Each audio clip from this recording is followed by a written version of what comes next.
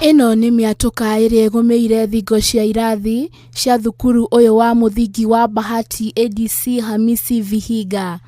Aciari a thukuru ũyũ marauga kĩrathi gĩkĩ gĩakirwo gĩtekũrũmĩrĩra watho wa waki, ũndũ ũrĩa ũigĩte mĩtũrĩre ya arutwo ũgwati-inĩ. Ilibidi waongeze ikuwe ghorofa. Sasa wakati imekuwa ghorofa ni kama kulingana na environment ya hapa imeonekana ya kwamba vile ilianzishwa chini haikuwa imeanzishwa kwa ile muundo ya kujenga ghorofa, lakini kwa sababu kuna ghorofa hapa, mimi naona ni kama hiyo ndio imekuwa chanzo kikubwa cha hii building kukraka hivi.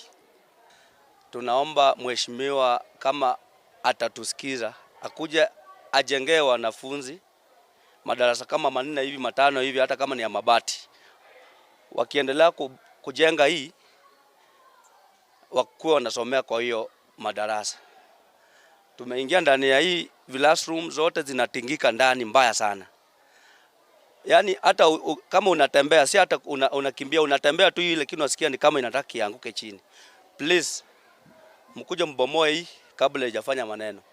Maafitha kuma rũhonge rwa mĩako kaunti-inĩ ya Vihiga hamwe na mũrũgamĩrĩri mũnene nĩmekinyĩtie thukuru-inĩ ũyũ na gwĩka ũthuthuria wa ghorofa ĩyo na kuga arutwo meherio. Vile niliona na vile watoto wanasema inaanza kukatika kinama mpaka mambao inaonekana yenye walikorogea, nikasema ai, sasa hapana, kwa maana ghorofa itakikani ifanye spring kama ile nini ya kitanda ya spring, ukitembea juu inarudi chini na swing. Hiyo ndio ilikanipa waziwazi, kwa maana watoto tena wameanza kofia. Ona kuri o ũguo, maafitha aya arĩa maratuĩka nĩ makuruhanirio waki-inĩ wa thukuru ũyũ nĩ maregete kwaria na andĩki a mohoro.